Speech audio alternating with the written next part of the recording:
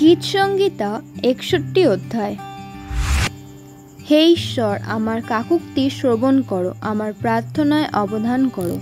চিত্ত অবসন্ন হইলে আমি পৃথিবীর প্রান্ত হইতে তোমাকে ডাকিব।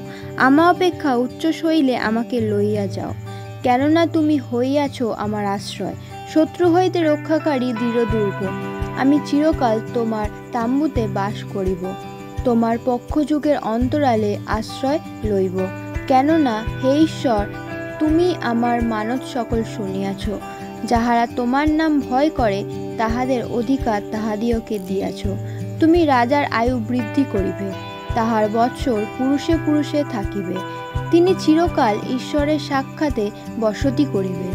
দয়া ও সত্যকে তাহার রক্ষার্থে নিযুক্ত করো, তাহাতে আমি চিরকাল তোমার নামের প্রশংসা গাহিব, দিন দিন আপন মানত পূর্ণ করিব।